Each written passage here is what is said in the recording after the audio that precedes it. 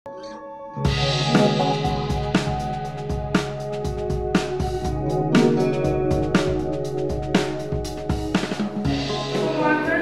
nombre es Lorena Torres. Tuvimos en la clase pasada, que algunos vinieron y otros no, charlando un poquito sobre sociedades. Yo les advertí cuando llegaron que era un tema bastante denso, que íbamos a tratar de hacerlo lo más llevadero posible.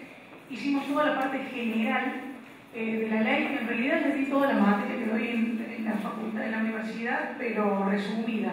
Así que algo pudieron entender, por lo menos creo que entendieron que era una sociedad.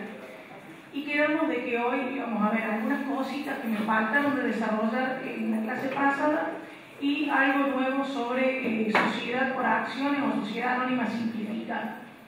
De la sociedad anónima simplificada, que la nueva sociedad que la nueva ley que acaba de salir, una nueva sociedad que nosotros no tenemos en la ley 19.550, les traje algunos párrafos de la ley, un par de artículos, a mi entender los más importantes, pero todavía no tenemos la reglamentación.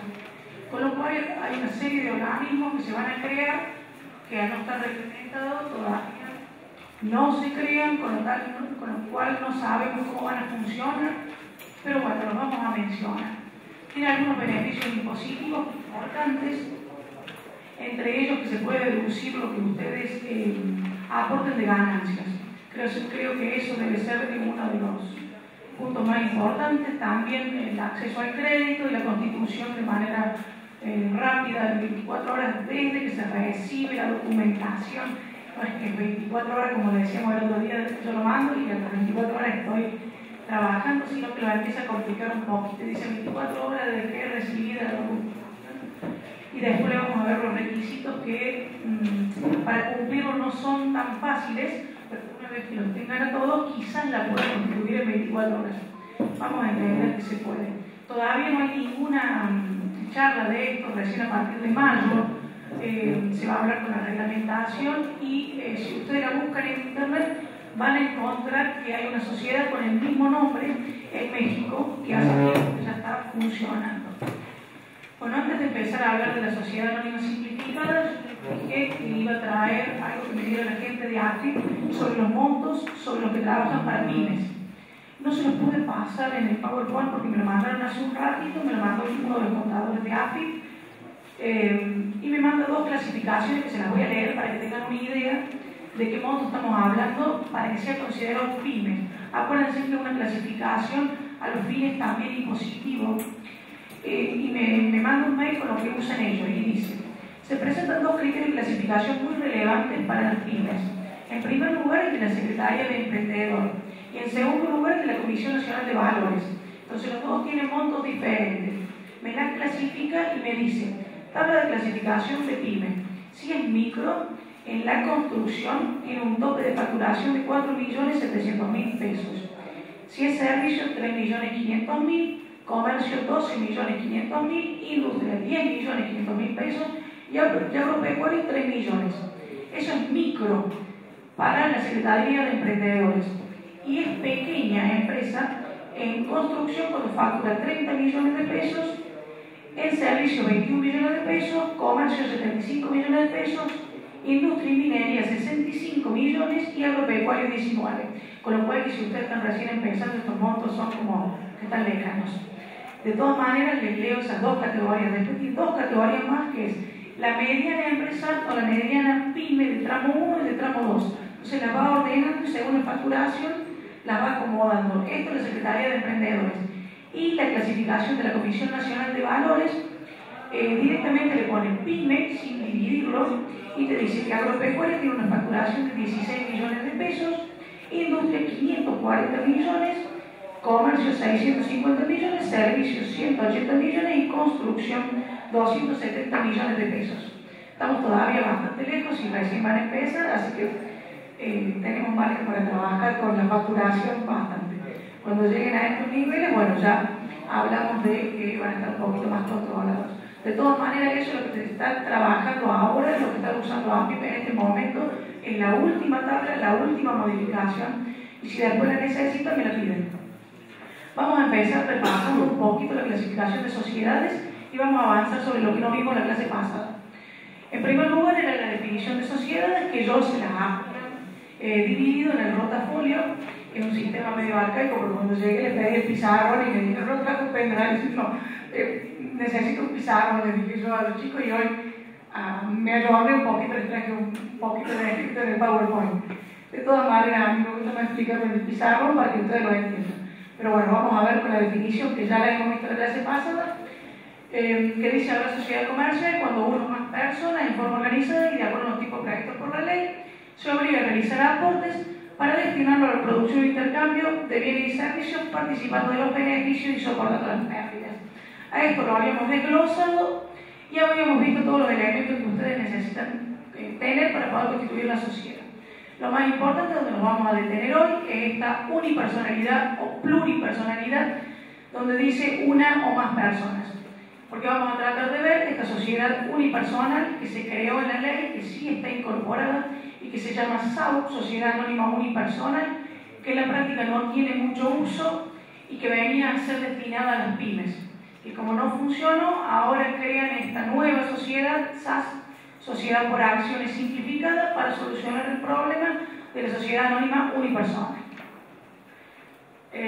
Vamos a hacer un poquito de recordar lo que es la SRL hasta hoy. La mayoría de las pymes se constituye bajo el formato de sociedad de responsabilidad limitada. Esta es la sociedad en la que todos encuadran, en la mayoría de los casos, tiene un mínimo de socios, que son 2.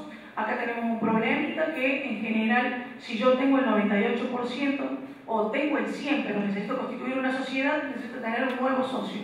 Entonces incluyo a un socio que le doy el 2%, que es un socio que se llama para comodidad, algunos le dicen socio de paja, en realidad es una especie de testaferro, que lo que va a hacer es cumplir la función de otro socio dentro del contrato social para que yo pueda constituir la SRL.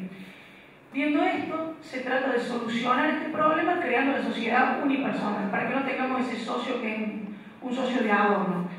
Esta sociedad sigue existiendo en la ley, sigue teniendo como mínimo 2 socios y sigue teniendo como tope 50 socios. Ese es el tope, no admite 51, admite 50. Cuando superamos esa cantidad de socios nos vamos a transformar. Hay un instituto dentro de la ley de sociedades que se llama transformación. Eso quiere decir que la sociedad va a pasar de un tipo social a otro. Entonces me transformaré de SRL a SA, por ejemplo. El capital de esta sociedad está dividido en cuotas. La responsabilidad se limita al monto que aportan, y esto es sumamente importante porque hay otras sociedades que son las de personas que las habíamos nombrado en la clase anterior, donde yo termino de ejecutar, yo tercero, ejecuto contra la sociedad. Y cuando se termine el patrimonio de la sociedad, porque ya vendieron todo, remate todo, sigo con el patrimonio de los socios.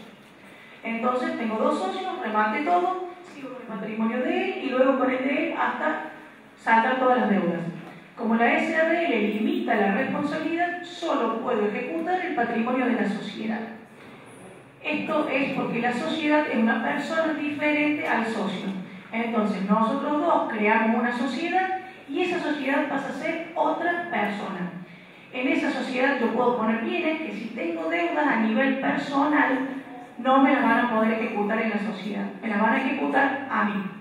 Entonces muchas veces ustedes escuchan que, por ejemplo, un matrimonio donde uno de los cónyuges tiene una sociedad, tiene todos los bienes en la sociedad y la esposa le reclama todo lo que tiene en la sociedad. Bueno, si tiene toda la sociedad no va a poder reclamar nada. Muchas veces esto se utiliza de esta manera. La cosa es que si existe una sociedad, es una persona independiente, por lo tanto yo no la voy a ejecutar. Después veremos las particularidades. Quizás de alguna manera yo puedo ingresar para ver la ganancia, embargarle lo que cobra de los dividendos. Ya lo veremos a eso en los casos particulares. Mientras tanto nos queda claro que es una sociedad diferente, es una persona diferente de los socios, por lo tanto no la voy a poder ejecutar, no voy a cobrar de ahí la deuda personal. El órgano de administración, dijimos que había 3 órganos: administración, fiscalización y el órgano de gobierno. El de gobierno se llama igual en todas las sociedades, en la asamblea de socios. Les conté que había 3 asambleas, las 2 más importantes son la ordinaria y la extraordinaria, y hay otra asamblea que se llama asamblea unánime. Las dos más importantes donde nos detenemos es la ordinaria y la extraordinaria. En la ordinaria vamos a tratar todos los temas relativos a la sociedad, del ejercicio, y en la extraordinaria aquellos temas relativos a fusión, escisión, transformación, aumento de capital más allá del quíntuple. Es cuando la sociedad está creciendo, tenemos todos temas que van a ir a la asamblea extraordinaria. Esta asamblea tiene convocatoria, tiene quórum, después lo veremos si ustedes quieren en particular, pero dentro de la sociedad siempre está el órgano de gobierno que se encarga de esto, de las publicaciones, son temas muy puntuales. Esta SRL tiene un órgano de fiscalización, que en realidad toda la sociedad tiene un órgano de fiscalización. Nos detenemos en esta porque tiene de manera opcional la sindicatura o el consejo de vigilancia. Yo voy a optar entre tener una sindicatura que puede ser con 3 miembros o un consejo de vigilancia que puede tener un máximo de 15 miembros. Estos órganos opcionales de control, elijo uno o elijo el otro. Tengan bien presente que son opcionales, que voy a elegir uno de los dos, porque en la sociedad anónima unipersonal ustedes van a tener que tener los dos, sí o sí. Entonces yo acá tengo 2 órganos y elijo. Por eso esta es la sociedad que hasta ahora se está utilizando, que se ha utilizado antes de la reforma de la ley y que se sigue utilizando. Luego tenemos la sociedad anónima, que esta sociedad es una sociedad que está recomendada para la gran empresa en general, o como les dije en la clase pasada, cuando ustedes quieren tener un patrimonio donde se va a dividir el capital en acciones y va a ser muy difícil para embargar y va a ser muy rápido para circular, van a hacer una SA. ¿Qué pasa con la SA? Tiene un libro que se llama Libro de Registro de Acciones. Este libro de registro de acciones generalmente se dice que suele estar en la mesa de la asamblea y que está dentro de la sociedad. Con lo cual, si yo quiero embargar, no voy a poder porque ese libro está dentro de la sociedad. Entonces, hasta que yo logro hacer un embargo, tengo que entrar a la sociedad, conseguir el oficial, y cuando voy a buscarlo, obviamente que el libro no va a estar. Y quizás ya las acciones han sido endossadas o han circulado, y cuando yo voy a embargar, el que embargo ya no es más dueño de las acciones. Entonces, esta sociedad muchas veces se ha prestado a fraudes, a grandes fraudes, y si ustedes se fijan en la mayoría de las sociedades en las que hablamos que ha habido fraudes a nivel, ustedes véanlo, Chicone, etcétera, todo ese tipo de sociedades que pueden escuchar en todos los noticieros, están todas en formato SA. Algunas muy rara vez están en formato SRL. Esta sociedad tiene un mínimo de socios de 2, ojo, porque les puse entre paréntesis SAU, porque hay una sociedad anónima que tiene un mínimo de 1, y un máximo de 1, se tiene un solo socio. Y esta tiene la SA pura, como la veníamos estudiando, tiene un mínimo de 2 socios y un máximo ilimitado. El capital se divide en acciones. Las acciones pueden ser al portador, pueden ser endosables. Después de eso, si ustedes quieren, lo vemos, pero no es algo que en este momento les interese. El órgano de gobierno se sigue llamando asamblea, como en todas las sociedades, por eso no se lo puse. El órgano de administración se llama directorio. Acá tenemos un presidente y el directorio en general está constituido por 3 miembros que pueden ser socios o no. Pueden ser personas que no sean parte de la sociedad, por supuesto tienen un sueldo y que desempeñan su tarea como directores dentro de la sociedad y pueden tener un sueldo como director y una ganancia como socios. El órgano de fiscalización, en este caso, es la sindicatura y el consejo de vigilancia, pero que van a ser obligatorios los 2 órganos en las sociedades que están en el artículo 299. En la clase pasada yo les nombré el artículo 299 y en todos lados lo van a sentir este artículo. Después se los voy a leer para que vean qué es lo que dice este bendito artículo 299 que arruinó la sociedad anónima unipersonal y que arruinó todo lo que tiene que ver con la facilidad que venía a dar a la pyme para constituirse. Miren acá lo que dice el 299. Las sociedades anónimas, además del control de constitución, quedan sujetas a la fiscalización de la autoridad de contralor de su domicilio durante su funcionamiento, distribución y liquidación en cualquiera de los siguientes casos. Hagan oferta pública de sus acciones de ventures, es decir, coticen en bolsa. Si cotizan en bolsa, tienen los 2 órganos de fiscalización de manera obligatoria. Tengan capital social superior a 10 millones de pesos. Se lo modifique porque en la ley aparece 5 pesos argentinos del año de la escarapela, que no lo modificaron. Después aparecen 21 millones de australes, y entonces directamente, para que no se preste confusión, le puse lo último, que son los 10 millones de pesos, que esto es modificable según decreto del Poder Ejecutivo. Pero cualquier ley que lean en general no dice directamente 10 millones de pesos, sino que dice 5 pesos argentinos oro, si es del año de... Bueno, 10 millones de pesos como capital, sí o sí fiscalización estatal permanente, sí o sí órganos de sindicatura y consejo de vigilancia.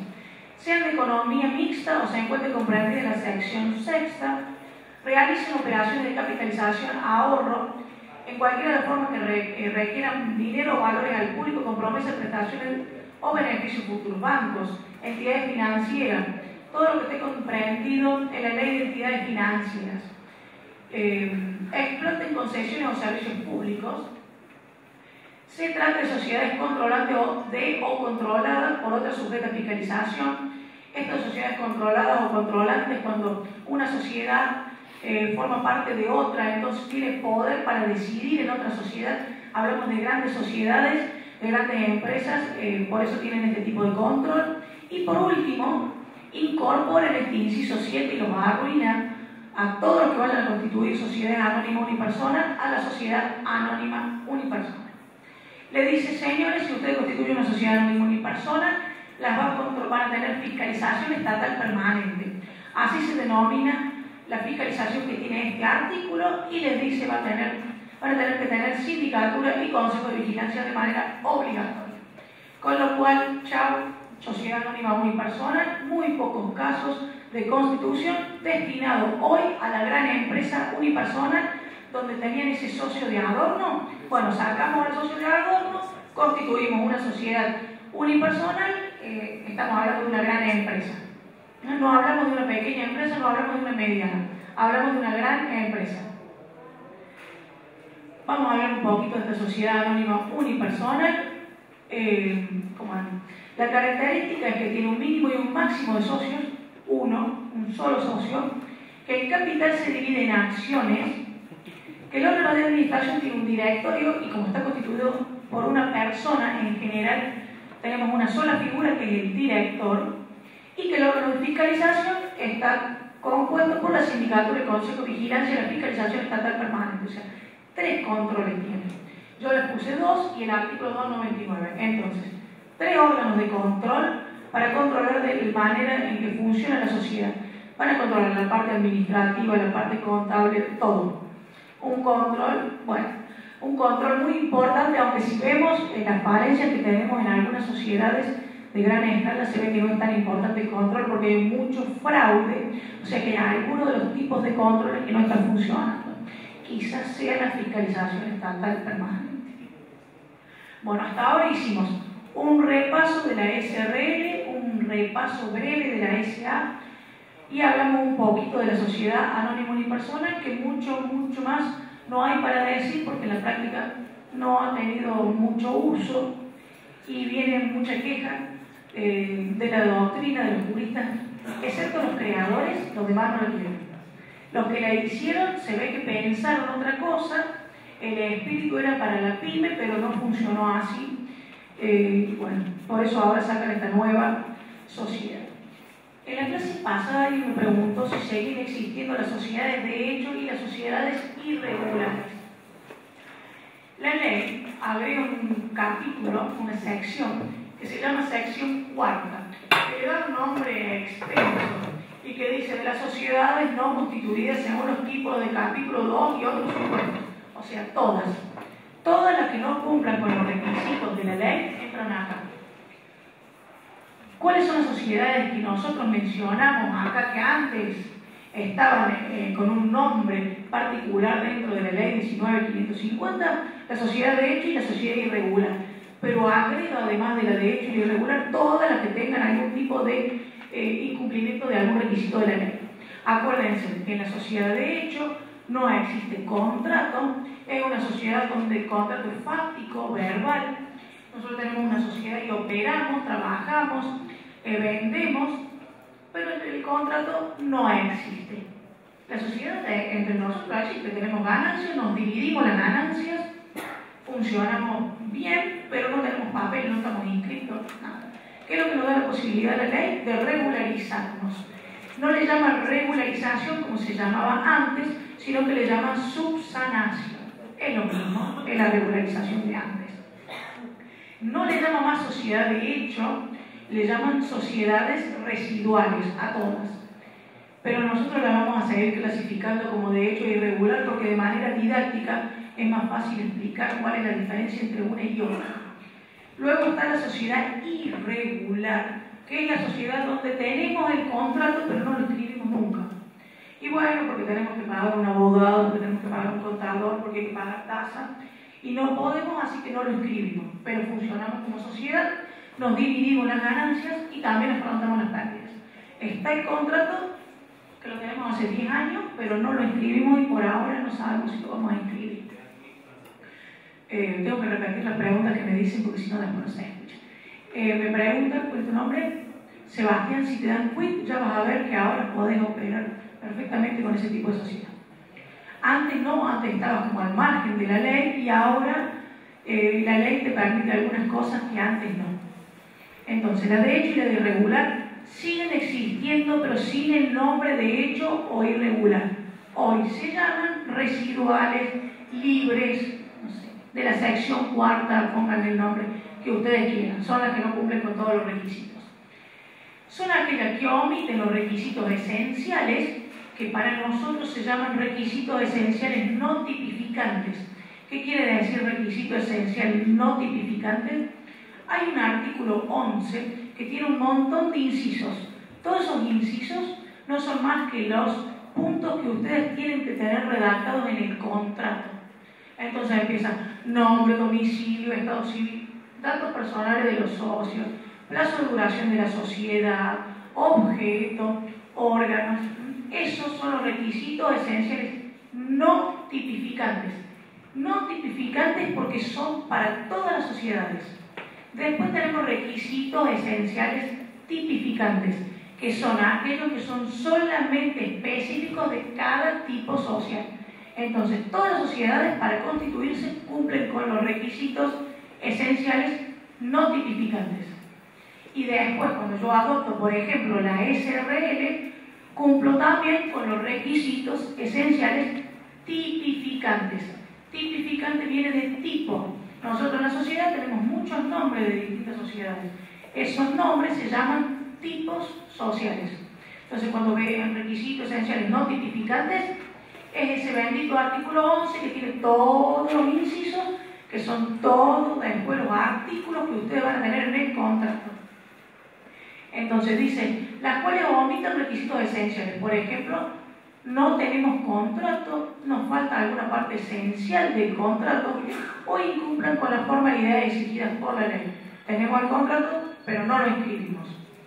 Tenemos el contrato medio, nos falta la mitad del contrato, entran las irregulares y las de hecho. Y todas las demás. ¿Qué pasa con estas sociedades? Antes, la responsabilidad de los socios, o sea, nosotros dos, era solidaria e ilimitada. O sea que yo respondía con todo. Con lo que tenía en esta sociedad que no estaba inscrita y con todo mi patrimonio. Hoy la ley la trata de ayudar a esta sociedad y le da una responsabilidad que se llama mancomunada. O sea, que vamos a dividir la deuda en la cantidad de socios que seamos. Entonces debemos 100.000 pesos, va a pagar 50.000 él y 50.000 yo. Antes cualquiera de los dos respondía por los 100.000 y después tenemos acciones entre nosotros. Le cambió la responsabilidad. Entonces, si tenemos 3 socios, dividimos en 3, si tenemos 4 en 4, se divide la deuda o aquella creencia que se tenga en tantas partes como socios, mientras que antes uno podía responder por todo. Esto es un cambio importante en la residual. Y hay otra cosita. Antes, si nosotros teníamos una sociedad de este tipo, no podíamos inscribir el bien a nombre de la sociedad, porque la sociedad no existe. Yo aporto un auto y está a nombre mío, y él aporta una casa y está a nombre de él. Pero hoy la ley le pone un artículo donde dice bienes registrables, y dice, para adquirir bienes registrables, la sociedad debe acreditar ante el registro su existencia y las facultades de su representante, por un acto de reconocimiento de todos quienes afirmen ser sus socios. O sea que adquirimos, por ejemplo, una casa donde va a ser la sede de la sociedad y la ponemos a nombre de la sociedad. De una sociedad que todavía no está inscrita, vamos los dos y decimos, nosotros tenemos una sociedad que se llama El Tarrito Sociedad todavía residual, pero tenemos la sociedad, ni siquiera hay información porque ni siquiera se empezó a inscribir. Y podemos registrar el bien a nombre de la sociedad, porque ¿qué es lo que quiere la ley? Que nosotros empecemos a regularizarlo. Entonces nos da la posibilidad de empezar a inscribir. Obviamente que si eso se inscribe, a fin me cruzan los datos y a mí me parece que esta sociedad que todavía no está constituida y que todavía es una sociedad de la sección cuarta tiene bienes. Pero bueno, podemos inscribirlo, entonces después si nosotros tenemos algún problema, y bueno, podemos decir este bien es de la sociedad. La responsabilidad mancomunada, habrá que ver qué pasa con los fallos, si pueden proseguir ejecutándolo todo lo nuestro o no. En general sí se va a poder, pero ya tenemos bienes propios de la sociedad, que van a empezar por los bienes y después van a seguir por nosotros. Esto es una novedad en la ley, porque si vos me preguntas si se hace un poder, sí, nosotros lo reconocemos, porque dice un acto de reconocimiento. Entonces nosotros diremos, de común acuerdo, venimos ante el escribano y decimos que nosotros somos socios de una sociedad de la sección cuarta y adquirimos también un acto de reconocimiento, como sería, por ejemplo, una unión convivencial, que reconocemos que convivimos.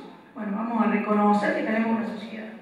Este reconocimiento ya es un avance, de no tener nada, tener el reconocimiento, hicimos un paso enorme para lo que sería la regularización de la sociedad. Acuérdense que la ley le dice subsanación, que es la misma regularización de antes. Este tipo de sociedades se prueba por cualquier medio, y cualquier medio es cualquier medio.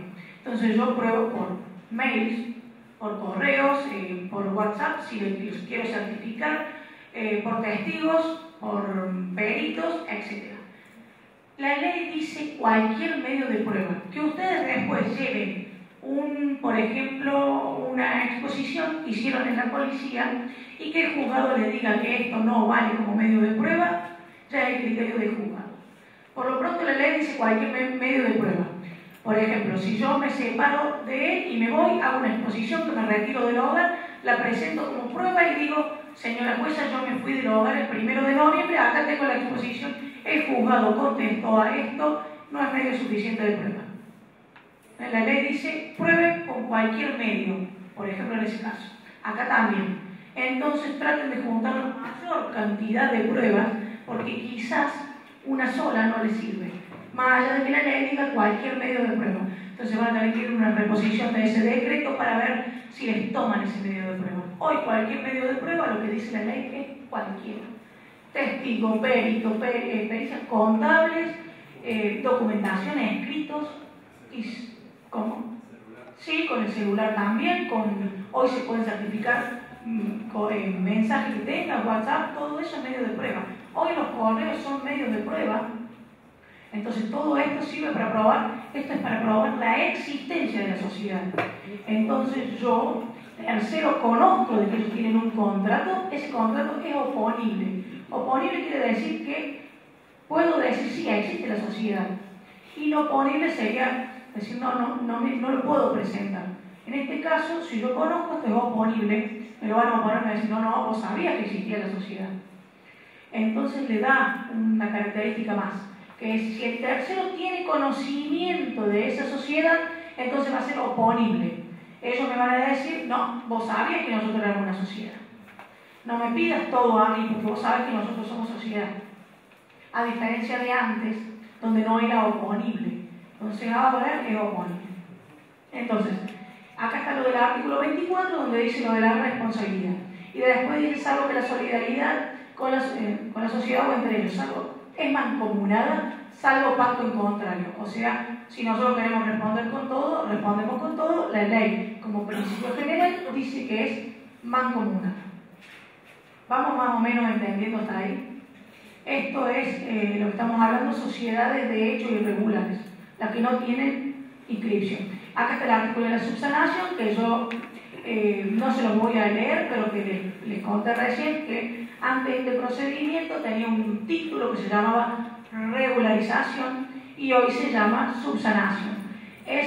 Si tenemos el contrato, inscribirlo, y si no lo tenemos, hacerlo e inscribirlo. Es adoptar uno de los tipos previstos por la ley. Con eso la subsano, y una vez que la subsano, quedo regular o regularmente constituido tanto para el registro público de comercio como para la inspección de personas jurídicas. Y ahí también AFIP y todos los organismos donde tengan que estar constituidos de manera regular. Sí, no hay problema.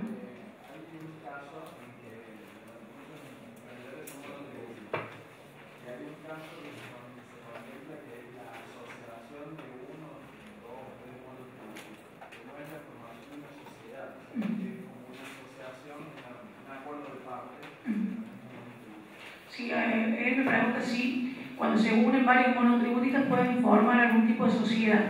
En general, nosotros le llamamos sociedad de garantía recíproca, que es cuando se unen para poder trabajar.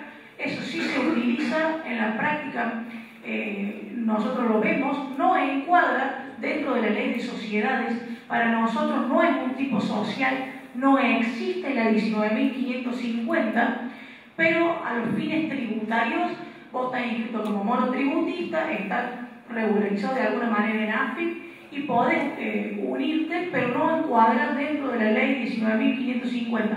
Yo no lo considero sociedad a eso.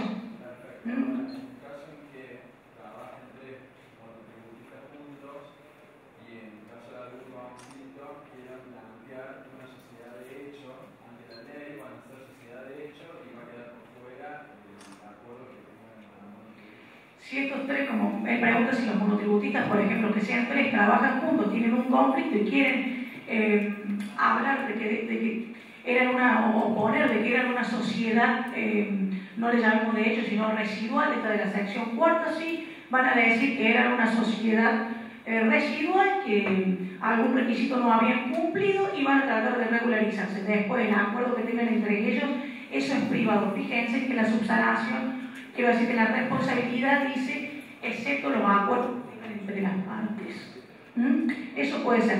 Para mí, que estoy analizando la 19.550, eso no es sociedad. No es sociedad a los fines de la sociedad comercial de esta ley.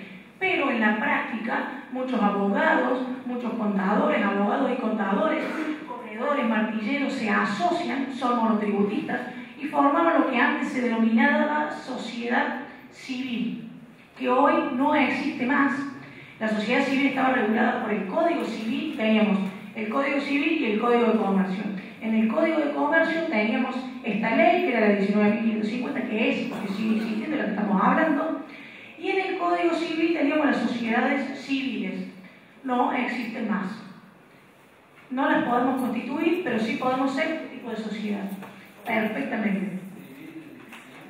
Era una sociedad donde en general se utilizaba para estas organizaciones donde trabajan contadores, abogados. No, nada que ver con la asociación. Una cosa era la asociación, una cosa la fundación y otra cosa la sociedad civil. La sociedad civil no existe más. Y en general la forma que se utilizaba era cuando trabajaban juntos monotributistas, abogados y contadores en general. Sí. En el ejemplo que vos das de ser sociedad irregular, siempre nos dijiste de que, bueno, no inscribieron la sociedad y hicieron el control. Bueno, una vez que la inscribieron, ¿pueden perder la categoría, por ejemplo, de SRL por el cumplimiento de los requisitos en el funcionamiento o solamente al inicio? Bien. Ella me pregunta si una sociedad residual se va a constituir como una SRL y si después puede perder alguno de los requisitos para funcionar como SRL. Claro, o sea que pierde, digamos, el derecho de responsabilidad limitada como haber cumplido. No, en general la sociedad de responsabilidad limitada siempre va a funcionar como sociedad de responsabilidad limitada. Van a perder algún tipo de beneficio si, por ejemplo, el gerente que está trabajando en la sociedad se excede en lo que contrata y se va más allá de lo que tiene que hacer y ahí va a responder de manera solidaria y limitada. Siempre hay algunos puntos donde la responsabilidad va a pasar a ser solidaria y limitada, pero es que en general cuando me excedo en las atribuciones que tengo o cuando un socio actúa en competencia, son casos puntuales. Yo quiero perjudicar a la sociedad y lo comprueban. Siempre que me comporto de esa manera sí pierdo la limitación, pero el socio en particular, no la sociedad. No, pero podré hacer todas las preguntas que quieran. Las sociedades residuales no tienen quit.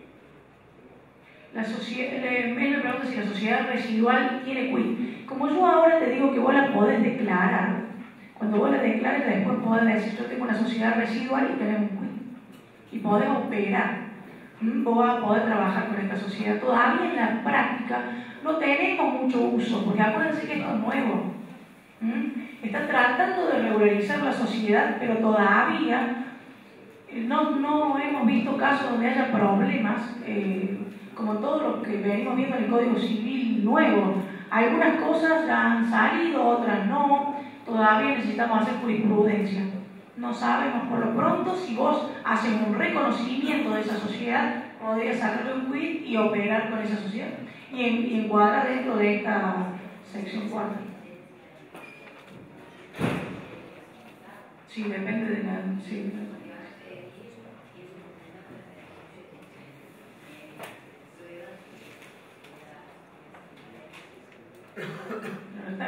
Ella dice que van a tener, depende de en qué organismo vos vayas a declararlo y los medios de prueba que te vayan a pedir. Todavía no tenemos mucha jurisprudencia sobre esto, en principio deberías poder operar. Y si no, lo que van a hacer en general es actuar, como dijo el compañero, de cada uno con su quit como monotributista. En general actúan con eso. No sé qué va a pasar con si piden un quit de unas sociedades de la sección 4. Vamos a ver qué pasa. Sí. Sí. A la hora de equilibrio, está hablando de AFIP. Ah, de AFIP, bien. Hoy con una sociedad de hecho antigua, con una residual.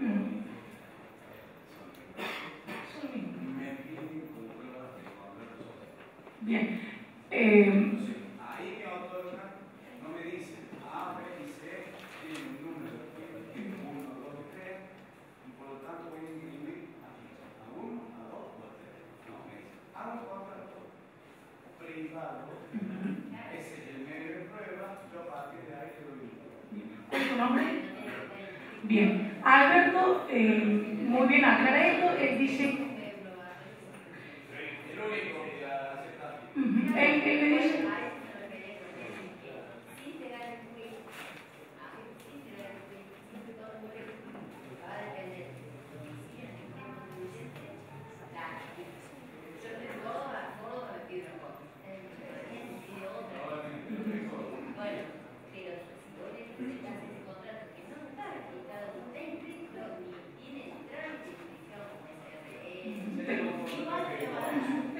Exactamente, bien. Él nos aclara de que, para que lo escuchen todos y porque si no después nos sale, que AFIP le pide un contrato privado. Como esta parte es más bien lo que manejan contadores y yo no hago nada relativo a esto, lo único que tengo es la información que me pasó Alfredo Moine, el encargado de la AFIP, sobre pymes, y él está en Río Cuarto.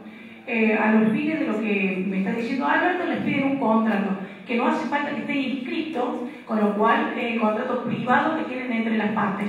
Y eso es lo que antiguamente llamábamos sociedad irregular. Y si son de hecho, no tienen contrato, tendrán que hacer un contrato privado y si no operarán cada uno con el quid particular. Alberto, te escucho.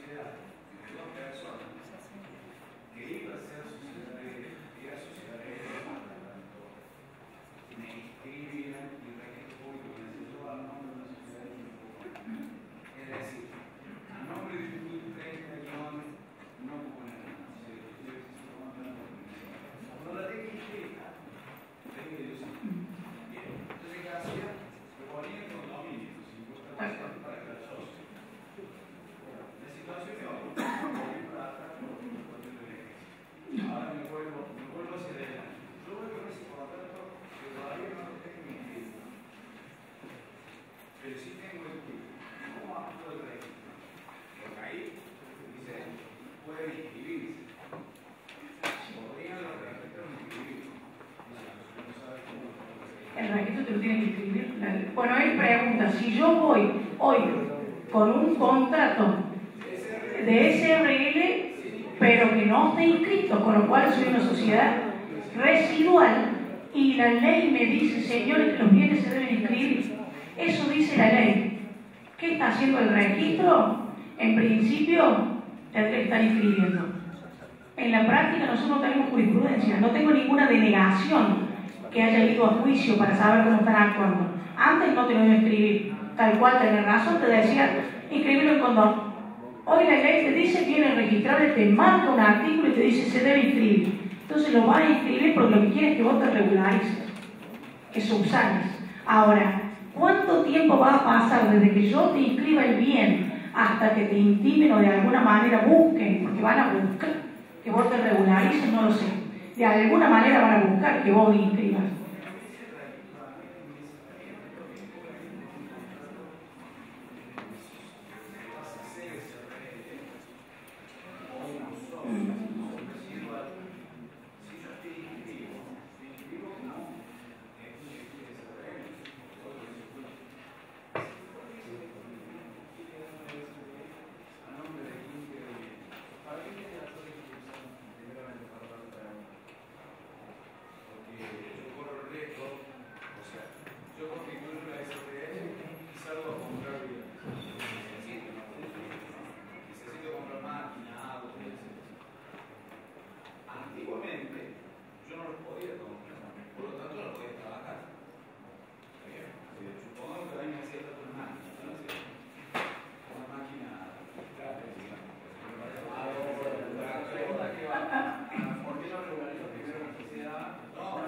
Alberto quiere saber qué pasa si le permiten inscribir o no.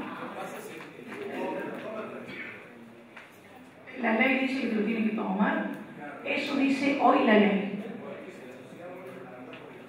Mira, cuando vos vayas a constituir la sociedad, el espíritu de la 19.550 es que siempre se tiende a la constitución de la sociedad. Yo después te podrán observar, estarás 10 años con la sociedad en formación, pero la idea es que la logres constituir. De todas maneras, como ya lo vas a tener inscrito, el bien va a estar a nombre de la sociedad. A la hora de dividirlo, es un bien de la sociedad, así que vas a tener que constituirla sí o sí, porque si no, ese bien no lo vas a poder sacar de la sociedad, porque va a salir de tu patrimonio y del patrimonio del otro socio. En estos casos que él me plantea, que uno piensa, pero ¿cómo puede ser? Esto se va a dar en la práctica. Todavía no tenemos jurisprudencia, pero sí se va a dar. Y se va a dar que se muera uno de los socios. Y se va a dar que la sociedad tenga un objeto ilícito. Y van a aparecer un montón de problemas. Todavía en la práctica no se dieron. Sí, se pelean, se divorcian, se mueren. Puede pasar un montón de cosas. Porque esta sociedad es como un matrimonio. Y ustedes vieron que los matrimonios hoy se llevan bien, mañana se pelean. Después se divorcian, se vuelven a casar. Entonces uno nunca sabe lo que puede pasar. Hoy por hoy ese bien va a estar registrado. Y él va a iniciar el trámite de subsanación. Al trámite de subsanación le van a observar el contrato. Seguramente, porque él ya está diciendo, no sé si me lo van a escribir. Bueno, se lo observan. Subsanas el error. Te vuelven a observar. Subsanas el error. En algún momento tenés que poderla constituir. Y si no la podés constituir, ya veremos cómo sacamos ese bien que inscribiste a nombre de la sociedad. Porque después puede pasar que los socios no quieren tener más esa sociedad. El bien está a nombre de la sociedad y va a decir, che, yo quiero que me dé la mitad de la casa que compramos. Pero esa casa no es tuya, porque está a nombre de la sociedad. Entonces yo, para poder cobrar la parte que me corresponde de esa casa, tengo que disolver y liquidar la sociedad. ¿Y cómo voy a disolver y liquidar una sociedad que no constituí? Ahí vamos a ver qué es lo que dicen los jueces. Lo más probable es que te manden a constituirla e inmediatamente disolverla y liquidarla. Yo tengo un caso de muchos años. 3 socios tenían una serie de inmuebles que estaban. Ellos en uno tenían una venta de luminaria, una SRL. Uno vende la parte, la compran los otros 2 socios. Entre ellos estaba todo perfecto. Pero dejaban el acta sentada, se murió el que vendió. Y el que le vendió tiene herederos. Y los herederos dicen, no, Mi papá te habrá vendido de palabra, pero acá no hay nada escrito. Yo quiero mi parte. Y el otro que le compró la casa, porque era una propiedad donde estaba la sede de la empresa, dice, pero yo le pagué a tu papá. Ah, bueno, pero mi papá no está más. Entonces, ¿cómo probamos esto? Esto pasó en el año 83. El que compró dice, pero yo nunca escribí nada, tengo un libro de actas que me parece que lo tengo, lo voy a buscar. Busca el libro de actas a mano del año 83, donde dice que el señor este le vendió, está con la firma certificada, y necesitamos ver dónde está, digamos, se dice que van a un escribano y certifica la firma, pero en el libro obviamente está la certificación. Necesitamos buscar el escribano, pero el escribano se murió. Bueno, pero estas cosas pasan en la práctica. El escribano se murió. Entonces vamos al archivo de protocolos. Y en el archivo de protocolos me dice, tráigame todos los datos. Y bueno, estos son los únicos datos que tengo, estas actas. Bueno, vamos a buscar. Me dan la copia de la certificación en el juzgado. Le llevo el acta, le llevo la copia de la certificación y el juzgado me dice, no, pásemelo en máquina de escribir porque yo a mano no lo leo. Voy, lo paso a máquina de escribir, se lo llevo a máquina de escribir y me dice, ah, no, pero el impuesto que ellos pagaron en esta época es del año 83, así que renueve el impuesto de sello, páguelo de nuevo. Pagamos el impuesto de sello, en el trayecto que pagamos el impuesto de sello se murió el otro socio, sé que me quedó uno solo, y yo estoy tratando de inscribir esto para disolverla y liquidarla porque este que compró el bien quiere cobrar, quiere venderlo y cobrar lo suyo. Y los hijos del que se murió dicen, mi papá te habrá certificado, pero nosotros no te vamos a dar la parte, ya veremos qué pasa. Se abre juicio sucesorio de que se murió y dentro del juicio sucesorio dice, no, mi papá es socio de una sociedad, fuera de atracción, el juicio que teníamos en el juzgado este donde estábamos haciendo la disolución y liquidación, se va al juzgado donde está la sucesión del señor que se murió. Y capaz que de acá 5 años les cuento cómo se terminó, porque hace como 10 que estamos con esto, se murieron todos. Tuvimos que pasar las actas de papel a máquina de escribir, y cuando estuvimos en máquina de escribir me pidieron que las acompañáramos a todas, con lo cual pasamos las actas de un libro de actas, o sea que pasamos 200 actas, porque no las podían leer, y luego me dice, la que está certificada, pásamela toda en computadora en negrita para que yo me dé cuenta. O sea que lo que vos decís va a ser un juicio de 10 años y va a pasar eso y te van a observar todo y ese bien lo vas a tener ahí sin poderlo liquidar y capaz que te mueras vos, el otro socio, tus hijos y vengan tus nietos. Mientras más se agranda, más se complica porque el que se murió tiene 2 hijos y esos 2 hijos no sabemos, hay uno vivo y uno no, y el que se murió de los hijos tiene a su vez 3 hijos. Entonces se empieza a complicar y mientras más personas tenemos, más complicado es ponernos de acuerdo, y cuando hay plata de por medio, olvídense, no se van a poner de acuerdo nunca. Entonces, eso puede pasar, y aunque ustedes crean que es complicado, puede ser peor. Puede morirse al medio, puede desaparecer el bien, puede venir la municipalidad y decir que expropia justamente ese bien, y no sé qué otra cosa más les puede llegar a pasar. Todavía no hay jurisprudencia. Como no hay jurisprudencia sobre eso, tampoco todavía tenemos jurisprudencia sobre otros temas importantes. Por ejemplo, se casan 2 personas del mismo sexo, se divorcian. ¿Quién tiene la tenencia? Hoy dice que la tenencia se le da a la madre, y son 2 hombres.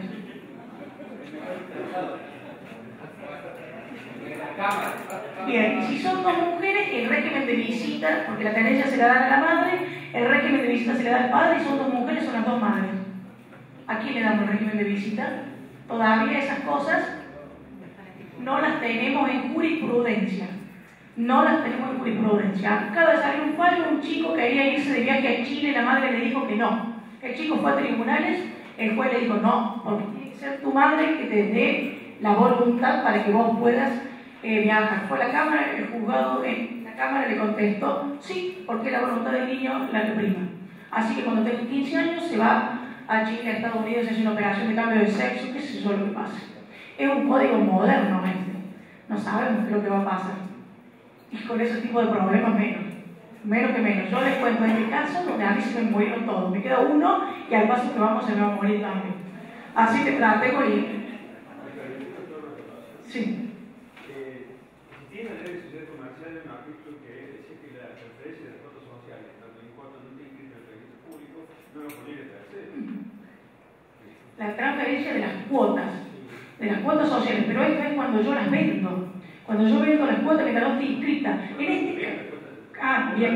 este caso, él le vende las cuotas, se certifica, pero no inscriben nunca nada.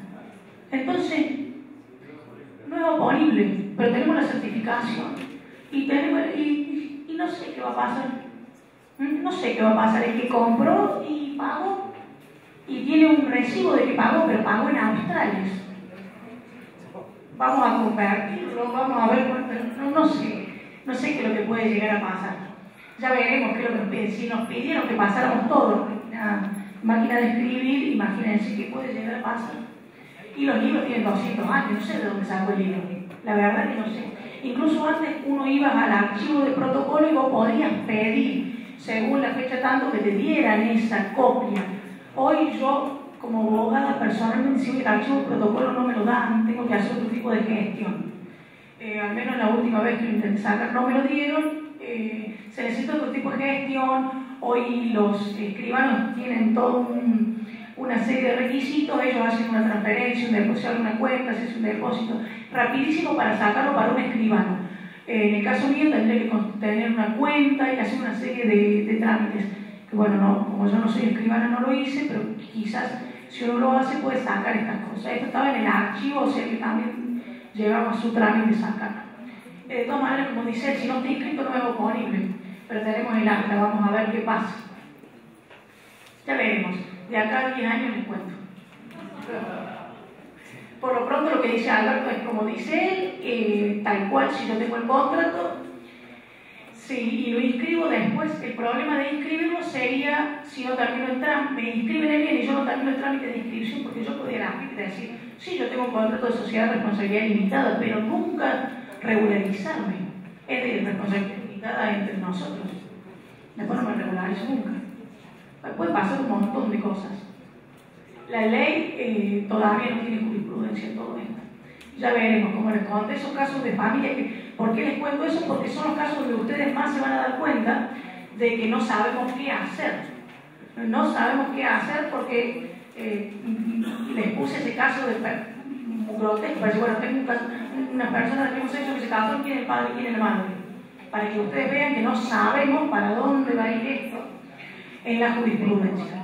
Hasta hace poquito decía, por ejemplo, que no existe el divorcio con culpa, pero si yo pruebo que la otra persona me fue infiel, me puede tener que indemnizar. Ha habido jurisprudencia, depende del criterio. Eso después, si algún día hacen familia o ven algo de familia, les toca pasar por algo de familia, será el criterio que tiene cada juzgado. Y en sociedades también es el criterio que tiene cada juzgado. Yo tengo una compañera que da la parte de seminario de sociedades conmigo en la Universidad Pascal, y el criterio del juzgado de ella es uno y el criterio del juzgado del frente es otro. Entonces ese es el código que nosotros no tenemos en papel, sino que es el código que maneja cada juzgado. Si quizá en el caso tuyo pasa rapidísimo, el contrato se inscribe y en el juzgado del frente no se inscribe. Bien, vamos a entrar en las sociedades anónimas simplificadas. Esto es la ley nueva. Esto es lo que se promulgó la semana pasada y que todavía no tenemos todo lo que la va a regular, lo que la va a poner en práctica, digamos, la que va a crear todos los órganos. Por ahora solamente nos vamos a manejar con esto. Es una ley que empieza al revés, porque primero empieza dando el objeto de la ley, los órganos, y después dice que lo que es la sociedad anónima simplificada. Se las transcribí primero para que ustedes la puedan leer, porque es muy nueva, después para poderla leer yo también, porque esto es una sociedad que yo no he dado nunca, que en la práctica, obviamente, todavía no se ha constituido ninguna, y que hasta tanto no salga el decreto reglamentario, no la podemos poner en práctica. Pero esto sería la forma societaria que ustedes van a adoptar. Esta sería la forma, digo sería, porque en otro momento, si ustedes iban a hacer una sociedad de un solo socio, yo les hubiera dicho, van a usar la sociedad anónima unipersonal. Hoy les digo, esta sería la forma que van a utilizar porque es la más simple y la de capital más bajo. Esta sociedad tiene un capital de 16.120 pesos. Ese es el mínimo. Entonces es un capital bastante accesible. Hoy 16.000 pesos que aporta un televisor. Y tengo la sociedad. Este se otorga en 24 horas. Después vamos a ver si se otorga en 24 horas. Por ahora, según la ley, se otorga en 24 horas. El capital, sumamente fácil para constituirla porque yo puedo aportar cualquier bien y ya suman los 16.120 pesos. Hoy, un celular. Entonces constituye una sociedad anónima simplificada por todo un celular de última tecnología, un televisor, un auto, y bueno, lo que ustedes quieran aportar. ¿Quién era que me iba a hacer una pregunta? Sí. En el caso de nosotros estamos registrados como unipersonal, que somos los miembros, consideramos por contrato y demás, hemos registrado un auto. Si nosotros queremos hacer la sociedad, ¿podemos volver a registrar ese auto? Ellos tienen una sociedad anónima unipersonal, ¿tienen? No, unipersonal, hemos dejado por responsabilidad. Bueno, nosotros dentro de la ley la unipersonalidad no existe como sociedad unipersonal, es la 19.550, no. Es una sociedad que no está dentro de la ley. Si vos vas a poder adoptar este tipo social, te inscribirás según la ley 19.550. Ahí sí vas a tener que cumplir los requisitos de esta ley. Vos hoy no estás dentro de esta ley. Hoy no estás dentro, no digo esta, digo la 19.550, porque esto va a estar dentro de la 19.550 como un tipo social que se agrega a todo lo que tenemos nosotros. Yo a la sociedad unipersonal no la conozco. Para mí no es sociedad dentro de la ley. La única unipersonal que conozco es la sociedad anónima unipersonal. Lo tuyo es una creación que no está dentro de la 19.550, entonces te vas a poder acomodar en esta sociedad. Entender a los fines legales no está dentro de la ley. Que la coopere ya existe, sí, pero a los fines de la ley que yo les explico, no. Es para los fines tributarios, fiscales. Y si vos me decís eso cuando venís a hablar conmigo, yo digo, tiene un mundo. Pero si me lo decía los fines tributarios y me lo arreglas, bueno, ya podemos entrar a charlar. Eso pasaría, a mí muchos alumnos me dicen, en la sociedad unipersonal. No existe, pero mi papá tiene una unipersonal. Sí, pero para mí no existe. Y bueno, pero a los fines fiscales sí. A los fines legales de mi ley, la que yo le estoy dando ahora, no. Entonces, si la llamamos sociedad unipersonal, aclaren a los fines fiscales. A mí, afuera de acá, no me importa si me dicen sociedad unipersonal, yo le voy a decir sí. Ahora, si vienen...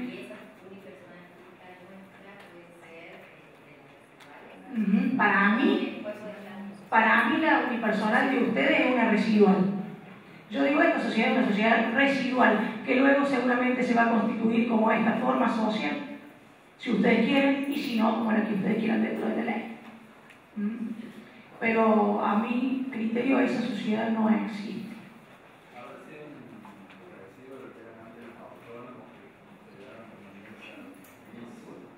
Puede ser que sea un residuo de los autónomos de antes, pero como la parte fiscal no es lo mío, no, solamente me dedico a crear, a armar un contrato social, a crearla. Te puedo contar de los objetos, te puedo contar de clientes, como te dije la otra vez, que me dicen yo tengo, no sé, una venta de autopartes robada y necesito constituir una sociedad.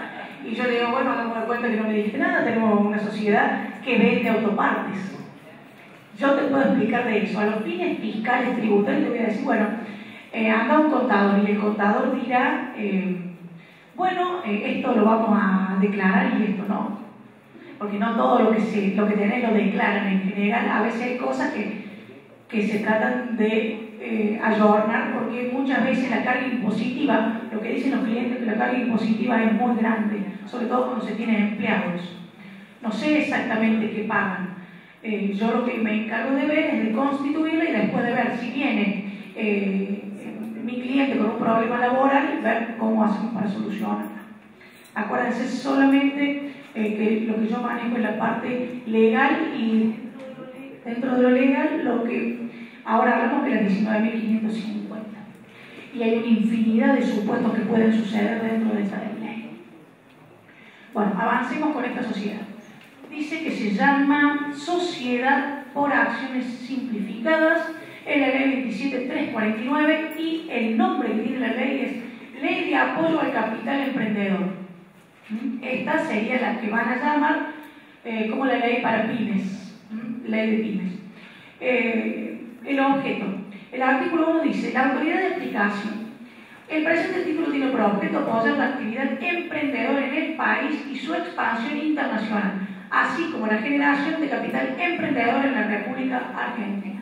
O sea que lo que quieren hacer es que toda aquella persona que tiene un emprendimiento lo pueda desarrollar, pueda gestionar con estos créditos y pueda luego constituirse como una sociedad desde que inicia o a mitad de su trayecto, si ya está trabajando, y pueda empezar a generar trabajo. Esto es para empezar a desarrollar, a mover la economía, a generar trabajo y avanzar. Acuérdense que siempre se habla de una economía estancada, necesitamos salir y necesitamos darle soluciones a la gente que tiene una sociedad con un solo socio o que tiene más socios que no la pueden constituir por los trámites, como lo que vos decís, que empiezan con la SRL y te observan una cosa, la otra. Si no querés que te observen tanto, entonces lo vas a mandar por vía digital como pide esta ley, y calculo que ahí no te van a observar tanto.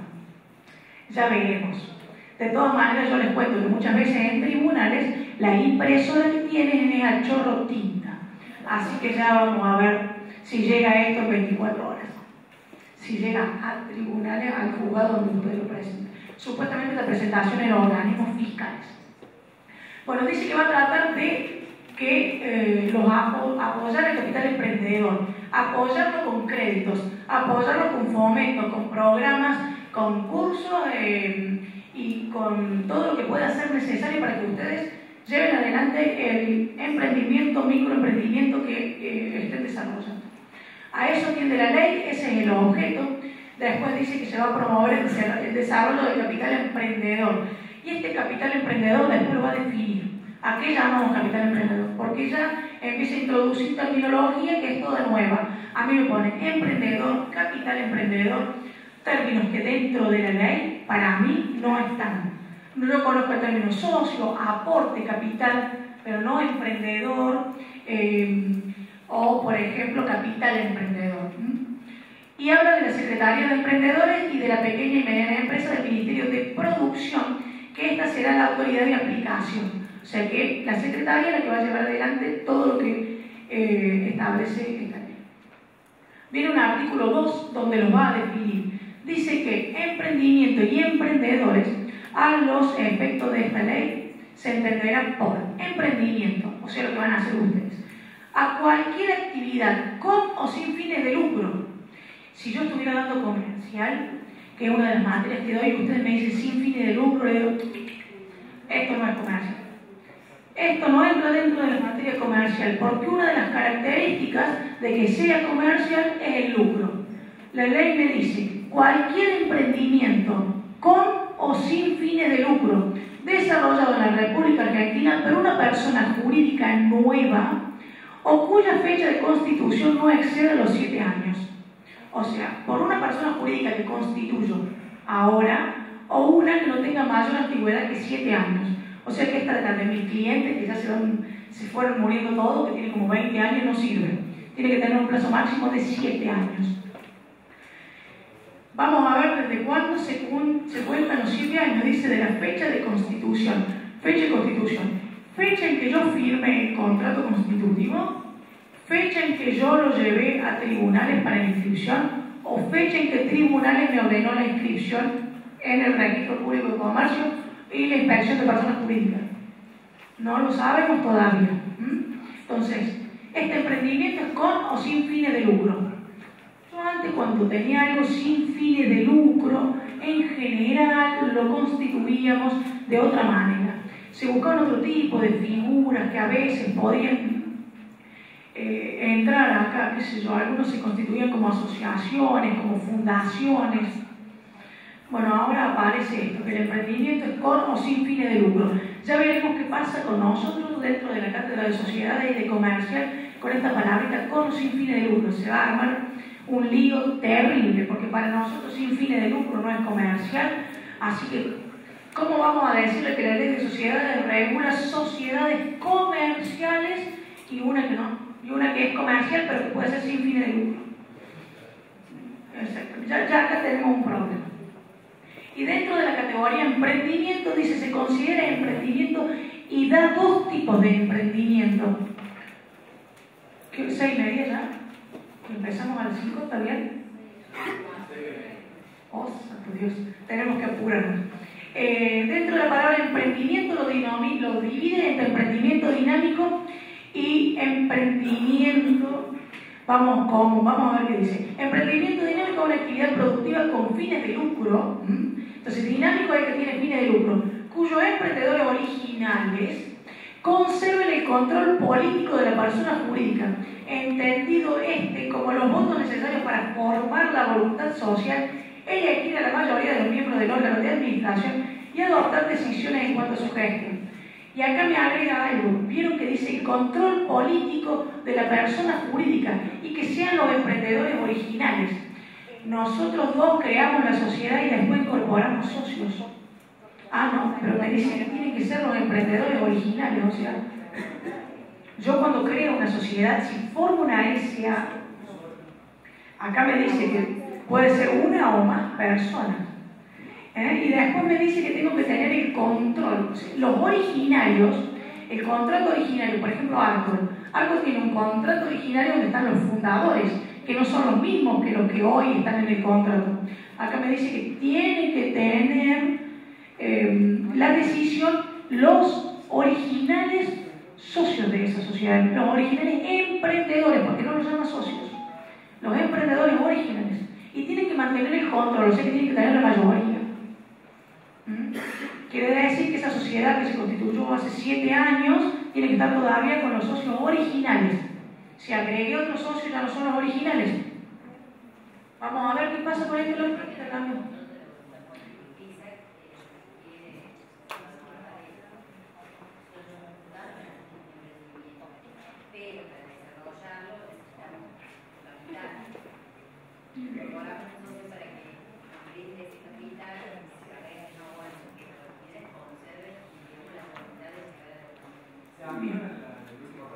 Abajo, para que quede grabado, me decía 2 personas constituyen la sociedad, necesitamos el capital, el patrimonio, que ya vamos a ver cómo se llama acá, llamamos a otro socio para que nos ponga ese patrimonio, pero conservamos, tenemos que tratar de conservar la mayoría. Pero hay esa palabrita, emprendedores originales, para la doctrina va a ser toda una discusión y seguramente va a haber 2 corrientes, la que dice que tienen que ser los que la fundaron y la otra que dice que si mantienen la mayoría pueden ser ellos, porque todo esto es cuestión de debate y cada uno opina a su modo y después distintas corrientes. Esto fue lo que pasó cuando se modifica el código. El código nuestro tenía años, por lo tanto ya había corrientes de cada una de las posturas y al eliminarlo y crear uno nuevo todavía no sabemos qué va a pasar.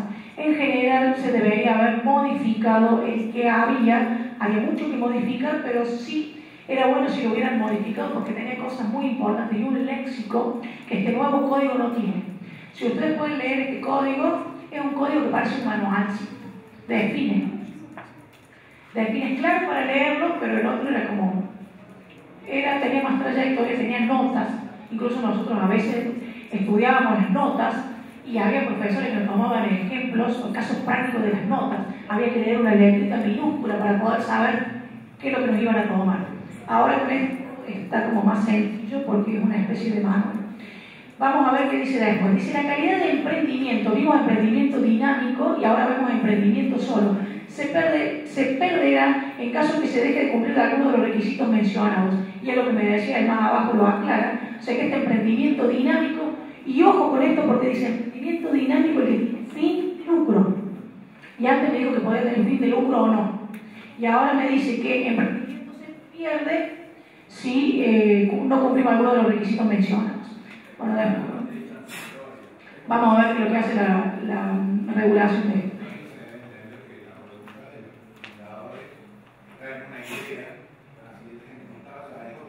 Exacto. Sí, el fundador está creado por una cosa. Cuando se crea, por ejemplo, siempre les pongo el caso de Árbol, eran 3 amigos que deciden hacer caramelos, pero caramelos de leche. Entonces, uno de ellos, que era hace mucho tiempo, yo lo supe conocer, él dice, pero ¿para qué me voy a comprar? ¿Para qué voy a tener una sociedad? Estos 2 se van a morir de hambre. No, yo no lo voy a hacer. No, él haga de ellos 2. Y él no formó parte de esta sociedad. Después decía, ¿ves? ¿Te das cuenta? Yo siempre decido las cosas mal. Claro, porque a los amigos le ha ido muy bien. Esta en forma de cuentito, ¿no? Emprendedores. Aquellas personas humanas que den inicio a nuevos proyectos productivos en la República Argentina o desarrollen y lleven a cabo un emprendimiento en términos de esta ley. Aquellas personas humanas, acá no me dice jurídica, que den inicio a nuevos proyectos productivos en la República Argentina. Por eso es que se está apoyando a todo el que desarrolle una nueva actividad.